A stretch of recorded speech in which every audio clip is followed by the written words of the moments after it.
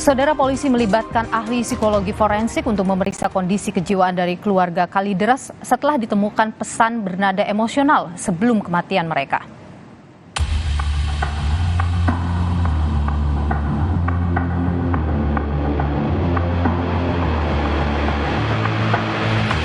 Polisi mengungkap sejumlah temuan baru kejanggalan kematian satu keluarga di Kalideres yang ditemukan tewas mengering di rumahnya. Hasil pemeriksaan digital forensik ditemukan jika keluarga Kalideres sempat menjual barang-barang di rumahnya sebelum keempatnya meninggal dunia. Namun, keluarga Kalideres tidak berinteraksi langsung saat bertransaksi, melainkan barang yang dijual sudah disiapkan di luar rumah. Fakta ini terungkap dari percakapan di 2 telepon seluler yang ditemukan di dalam rumah. Bersangkutan ini kan sangat jarang berkomunikasi dengan pihak luar, ya sangat jarang, itu bisa terlihat dari headsetnya itu. Kita adakan penyelidikan melalui digital forensik. Lagi yang lain, oh ini dia menghubungi untuk menjual barang segala macam, sempat masuk atau tidak, oh ternyata barangnya sudah disiapkan di luar, tinggal ngambil kan. Ya, jadi ini benar-benar rekan-rekan harus pahami interkolaborasi profesi ini. Kita scientific crime investigation. Sebelumnya terungkap dari 4 jenazah satu keluarga ini, Margareta Gunawan, istri dari Yogianto Gunawan, sudah meninggal dunia pada Mei lalu dari kesaksian salah satu pegawai koperasi simpan pinjam yang datang ke rumah mereka. Dalam kasus ini, polisi sudah menggandeng sejumlah saksi ahli dan 23 saksi. Tim Liputan Kompas TV. Saudara, terkait dengan temuan baru dari polisi soal kematian sekeluarga yang tewas mengering di Kalideres, kita terhubung dengan Reza Indragiri, ahli psikologi forensik. Bung Reza, selamat petang, sehat selalu. Bung Reza, polisi menyebut melibatkan psikolog forensik untuk mendalami temuan chat yang beremosi negatif begitu. Apa yang kemudian bisa didalami dari temuan ini, Bung Reza?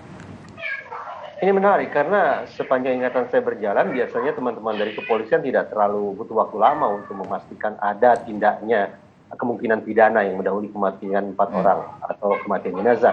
Dan biasanya kuncinya datang dari kedokteran forensik. Tapi bahwa sekarang sudah memakan waktu berpekan-pekan, ini mengindikasikan bahwa upaya atau metode dari kedokteran forensik tampaknya masih harus dilengkapi dengan metode-metode lain. Dalam hal ini adalah otopsi psikologis. Berarti saya bayangkan bahwa otopsi psikologis itulah yang sedang dilakukan untuk menangkap pola perilaku, baik itu pola berpikir, pola berperasaan, pola bersosialisasi, menjelang 4 orang itu meninggal dunia.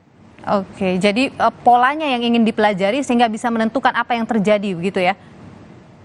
Ya, baik itu pola secara umum, yaitu trait, kita bicara tentang pola kepribadian yang sifatnya relatif menetap, ataupun kemungkinan munculnya state, yaitu indikasi perubahan kepribadian yang secara kontras berlangsung, yang berbeda dengan pola-pola kepribadian pada umumnya. Okay. Nah, baik itu trait maupun state itulah yang barangkali coba ditangkap antara lain lewat otopsi. Bung Reza, ada yang janggal di sini, komunikasi ini dilakukan satu arah dari satu handphone saja. Apa yang Anda lihat di situ? Saya tidak tahu bahwa komunikasi satu arah dianggap tidak lazim, oke lah, katakanlah demikian, tetapi yang lebih penting lagi substansi komunikasinya apa. Karena dari situlah akan mudah-mudahan bisa dibaca suasana hati mereka atau sebagian dari mereka terkait dengan pola komunikasi yang disebut satu arah itu. Tanpa ada kejelasan tentang substansi atau isi komunikasinya, saya pikir sulit bagi kita untuk menemukan sintesis atau benang merah dari perilaku sedemikian rupa. Kemudian ada juga begini, keluarga ini disebut sempat menjual barang, tapi dia menghindari transaksi langsung, jadi ditaruh saja begitu di depan barangnya. Anda melihat ada apa di situ, Bung Reza? Itu penegasan sebagaimana dikatakan oleh Pak Dirkrimum, bahwa pada dasarnya mereka disebut kurang intens untuk berinteraksi dengan masyarakat sekitar. Maka ketika mereka menjual atau menjajakan barang pun, mereka seminimal mungkin kontak dengan orang lain. Tapi saya juga menemukan pola yang barangkali ini menjadi petunjuk tentang apa gerangan sebab 4 orang tersebut meninggal dunia. Pertama, mari kita ingat kembali bahwa berdasarkan informasi di media, ternyata kondisi dalam rumah relatif rapi. Iya. Ada tumpukan sampah, tapi tumpukan sampah itu di luar, di bagian belakang rumah. Ini saya tafsirkan bahwa tidak ada kisruhan, tidak ada kegaduhan, tidak ada perkelahian, tidak ada konflik yang mendahului sebelum meninggal dunia 4 orang tersebut. Itu pertama. Oke. Kedua, dari pihak Ya, gimana Bung Reza? Oke, yang kedua dari pihak keluarga juga dikabarkan sudah meminta PLN untuk memutus aliran listrik. Jadi sebenarnya mereka tidak ingin ada utang piutang, ada bahaya korslet dan seterusnya. Dan yang ketiga dari posisi jenazah yang dikabarkan juga tidak bergelimpangan di sana sini, tapi berada di titik-titik tertentu dengan posisi yang relatif rapi. Semua itu mengindikasikan bahwa boleh jadi sebagian atau seluruh orang tersebut semasa hidup memang sudah berencana untuk rest in peace. Betul-betul mengakhiri hidup mereka dengan cara yang damai. Mempersiapkan diri untuk sampai pada titik ini, begitu ya Bung Reza ya? Saya bayangkan demikian. Terlebih juga ada anggota keluarga yang mengatakan bahwa mereka ingin menjemput jenazah lalu mengkremasi. Nah, saya bisa saja keliru, tapi sepemahaman saya di masyarakat atau di keyakinan yang mempraktekkan kremasi, kematian adalah sebuah proses transisi dari satu kehidupan ke format kehidupan lain. Barangkali ada pihak yang merasa bahwa dalam format kehidupannya saat ini tidak begitu bisa berdharma, lalu memutuskan untuk mengakhiri hidupnya dengan harapan di format kehidupan yang baru akan bisa melakukan dharma lebih baik lagi. Oke, Bu Reza, ini juga hal yang aneh di sini ya. Jadi ada salah satu saksi bercerita bahwa ia sudah menemukan salah satu jenazah itu dari sejak bulan Mei. Tapi kemudian keluarga yang masih hidup ini melarang untuk menceritakannya kepada orang lain dan bilang juga akan tetap merawatnya. Ini perilaku yang seperti ini apa yang terbaca? Apa yang terjadi dengan mereka, Bung Reza? Apakah di situ ada indikasi abnormalitas psikologis tertentu? Entah itu halusinasi dan sejenisnya, itu juga menjadi hal penting yang perlu dijawab lewat otopsi psikologis. Ataukah itu juga merupakan bentuk penghormatan terhadap jenazah yang tadi saya katakan ini hanya sebuah proses transisi dari satu format kehidupan ke format kehidupan lain. Jadi kematian tidak dianggap sebagai sesuatu yang katakanlah memunculkan kegaduhan, yang memunculkan kekisruhan dan seterusnya. Itu juga yang menjadi persoalan yang sekali lagi mudah-mudahan bisa ditemukan jawabannya lewat otopsi psikologis. Dan memang butuh waktu yang begitu lama untuk kemudian bisa menyimpulkan apa yang terjadi kepada 4 orang ini. Otopsi psikologis jelas tak lain tak bukan adalah mengandalkan data sekunder. Karena 4 orang sudah meninggal dunia, praktis data primer sangat sulit untuk didapat. Yang bisa diperoleh adalah data sekunder, baik itu komunikasi elektronik atau mungkin informasi dari tetangga, dari keluarga, catatan harian, atau bahkan catatan terakhir sebelum mereka mengakhiri hidup misalnya, itulah data-data sekunder yang harus didapat. Nah persoalannya, semakin sedikit data sekunder yang bisa diperoleh, maka semakin sulit pula gambaran atau potret atau profil psikologis mereka akan bisa ditangkap. Dengan ada banyaknya informasi baru yang didapatkan oleh polisi, ada temuan terbaru, ada chat yang ditemukan oleh polisi. Ini bisa menjadi titik terang menurut Anda, Bung Reza. Ada sesuatu yang bisa dikuak oleh polisi dari sana yang merujuk kepada motif penyebab sampai 4 orang ini tewas tanpa diketahui oleh siapapun.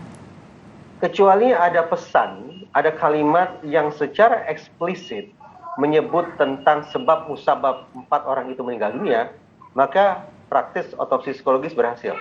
Tetapi ketika seluruh data yang diperoleh sebatas memberikan petunjuk atau indikasi, maka menurut saya ini belum sungguh-sungguh mencapai titik yang definitif tentang penyebab mereka meninggal dunia. Apakah akibat perbuatan pidana atau bukan akibat perbuatan pidana. Oleh karena itu, menurut saya justru otoritas yang memegang peranan paling vital adalah kedokteran forensik.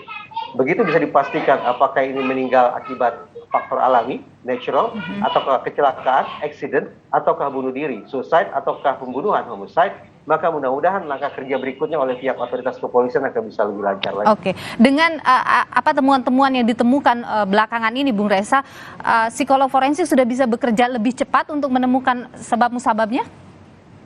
Tentu saja harapan saya demikian. Pada prinsipnya adalah sekali lagi, semakin banyak data sekunder yang bisa diperoleh, mudah-mudahan akan semakin kuat pula sintesis atau benang merah yang disimpulkan oleh teman-teman dari psikologi forensik. Baik, Bung Reza Indragiri, ahli psikologi forensik, tentu kita nantikan bersama ya proses yang dilakukan oleh psikolog forensik untuk bisa mengungkap apa penyebab kematian ini. Terima kasih, Bung Reza Indragiri. Sehat selalu. Selamat sore.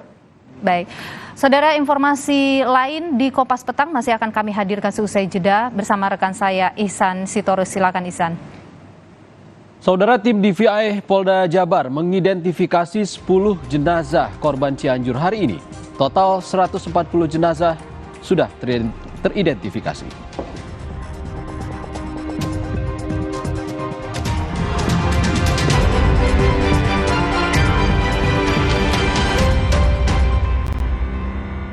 jalan-jalan, let's go! Tevi dan Kinan mengeksplorasi bumi Mekongga, Sulawesi Tenggara. Disambut dengan tari Mondo Tambe, berkunjung ke desa wisata Sani Sani, camping di Puncak Indah Kapu, terabas hutan dengan motor trail ke wisata sulfur, river tubing, memetik cengkeh, hingga makan makanan khas Sinonggi. Jalan-jalan, Minggu 27 November, pukul 10:30 siang, di Kompas TV. Nonton terus, main terus, teleponan terus, seru terus dengan paket internet dari Telkomsel Prabayar. konten terus. Aktifkan paketnya hanya di My Telkomsel. Oreo waffle? Nanti. Hah?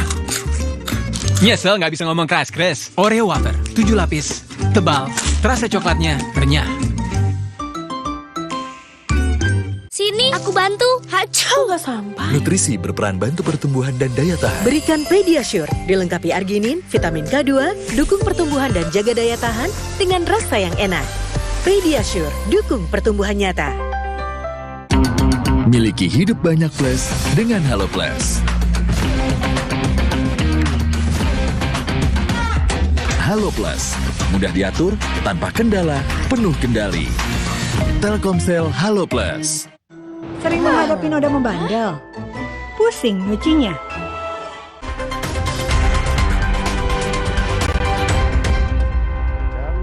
8 jiwa per 17.00 sore tadi.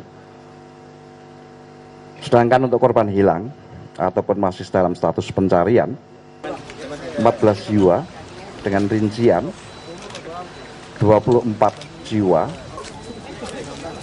dikurangi 8 pencarian hari ini atau ditemukan, dan 2 korban di warung Sinta yang kemarin merupakan warga Cijedil.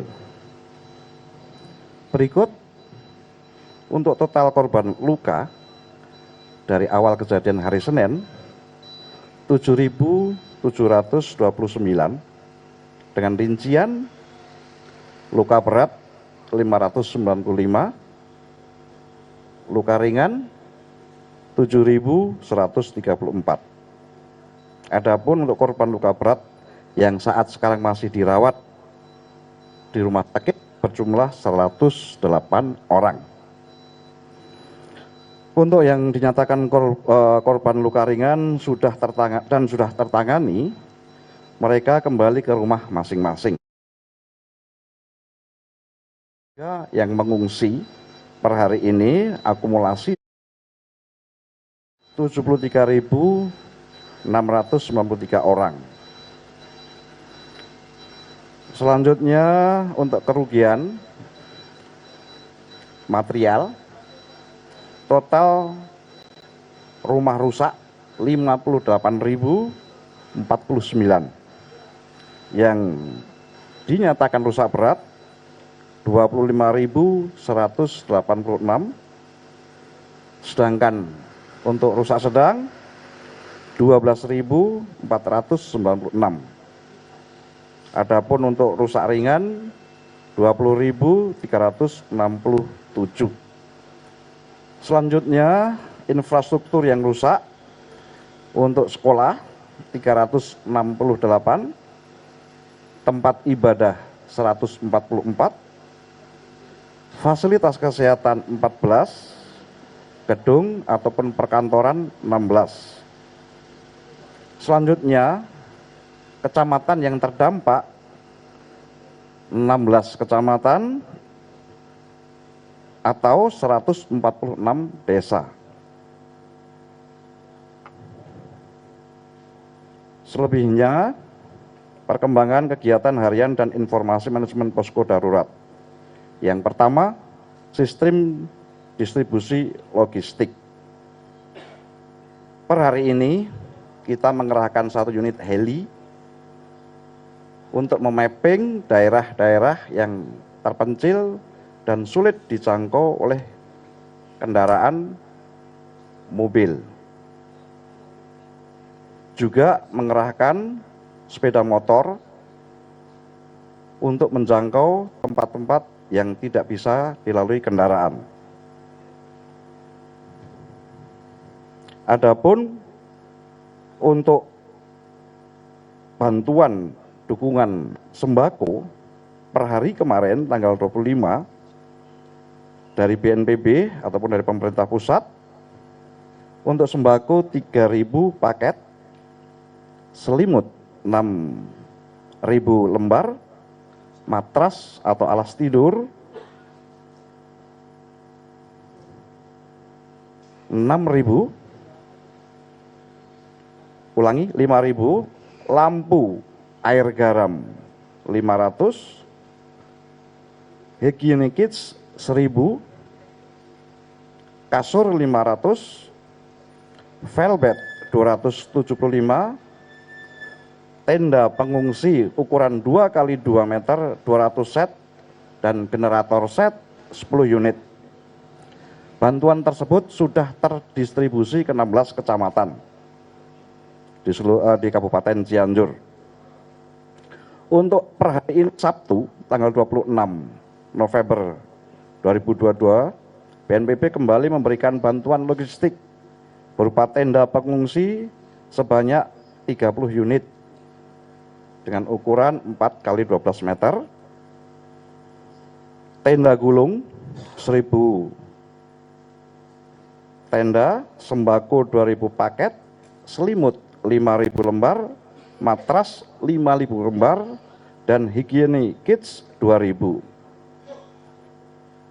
Dapat kami laporkan selanjutnya untuk relawan dari 164 organisasi relawan, jumlah yang kita kerahkan 2.592. Tugas dan dukungan akan dibagi sedemikian rupa per klaster, baik itu di pencarian atau evakuasi, distribusi sembako maupun pendataan rumah dan fasilitas yang rusak.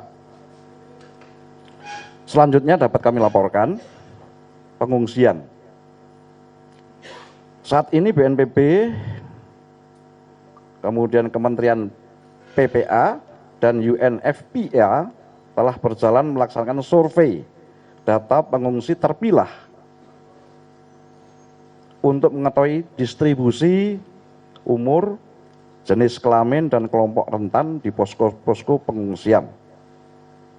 Adapun titik pengungsian yang sudah berjalan di survei saat ini adalah 207 titik, baik titik pengungsian terpusat maupun yang mandiri di sekitar pemukiman warga, dengan rincian jumlah KK yang disurvei 21.566 KK, dengan total pengungsi di survei 45.976 jiwa, rincian untuk laki-laki 20.002 jiwa, perempuan 25.974 jiwa.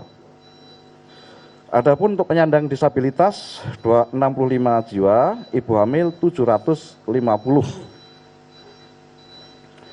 Lainnya, BNPB mengalokasikan 12 tenda untuk penanganan medis di Rumah Sakit Cianjur, yaitu RSUD Sayang 9 tenda, dan Rumah Sakit Dr. Hafiz sebanyak 3 tenda yang dilengkapi dengan toilet portable. Tenda tersebut tentunya digunakan untuk keperluan unit gawat darurat,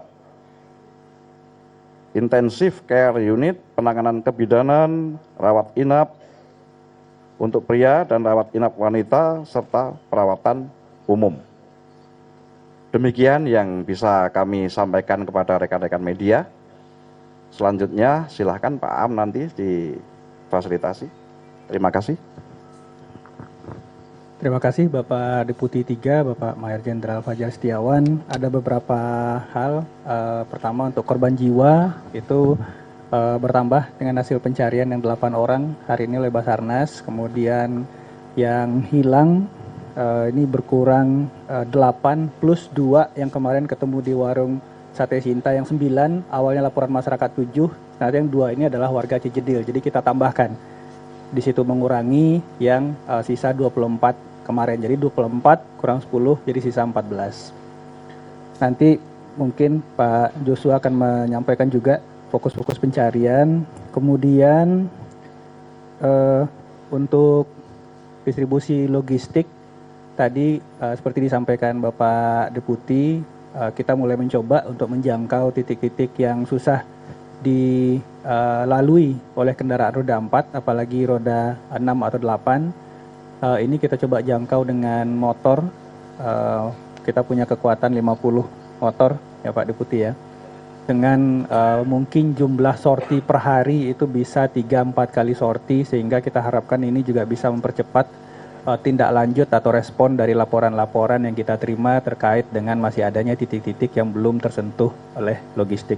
Baik, berikutnya kami minta dari perwakilan Basarnas, Bapak Joshua, untuk menyampaikan hal-hal terkait dengan operasi pencarian hari ini dan mungkin fokus area pencarian besok hari Minggu 27 November 2022. Silakan Pak Joshua.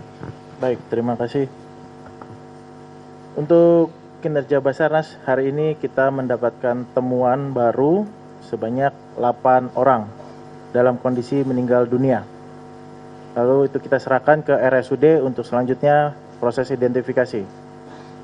Dan adapun beberapa kendala, yaitu kita ketahui bersama adalah hujan, dan tadi pagi itu di atas itu bukit ada pipa PDAM jebol dan alirannya cukup deras, dan itu sempat di pagi hari itu fokus kita beralih untuk membuat tanggul sementara karena airnya sangat melimpah, sangat berisiko bila mana air tersebut mengarah ke rekan-rekan yang sedang melakukan pencarian.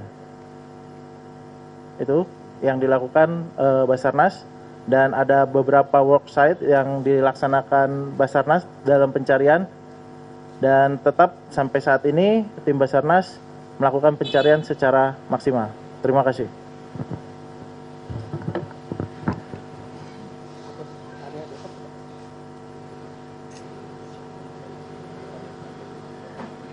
Baik, terima kasih Pak Joshua. Berikutnya kami berikan waktu kepada BMKG untuk menyampaikan update dari fenomena mungkin terkait dengan aspek geologi, gempa susulan, dan juga mungkin terkait dengan aspek cuaca. Silakan Pak Sigit. Baik, terima kasih. Bismillahirrahmanirrahim. Assalamualaikum warahmatullahi wabarakatuh. Terima kasih atas kesempatan yang diberikan. Selamat sore, rekan dan semuanya. Kami dari BMKG dapat menyampaikan update terkait pertama dengan frekuensi kejadian gempa susulannya. Sejauh ini untuk kondisi atau kesediaan data dari gempa susulan sudah cukup signifikan meluruh gitu ya dari jumlah kejadiannya, dan dari magnitudenya juga signifikan kecil dari magnitudo yang kita rekod, dan secara umum tren ini terus menurun ini dari beberapa data yang sudah kami laporkan pada beberapa sesi yang sebelumnya. Yang kedua terkait dengan kegiatan kami yang ada di sekitar wilayah dampak ini, ada beberapa kegiatan yang menunjang untuk kebutuhan informasi kami untuk layanan dari sisi praktis, engineering, maupun dari sisi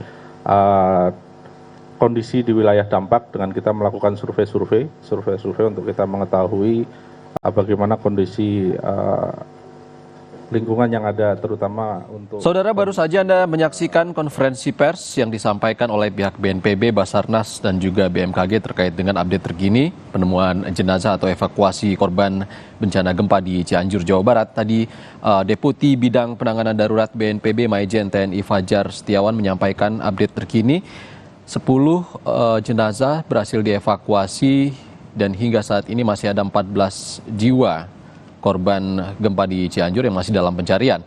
Dan sejumlah titik fokus pencarian masih ada dilakukan oleh tim Basarnas dan tim gabungan dengan mengerahkan sejumlah sepeda motor juga untuk menjangkau daerah yang sulit dijangkau oleh kendaraan roda 4 untuk menyalurkan logistik kepada warga yang belum tersampaikan. Itu tadi breaking news Kompas TV terkait dengan update terkini penanganan bencana gempa di Cianjur, Jawa Barat. Breaking news kami tutup, Kompas Petang akan kami lanjutkan kembali.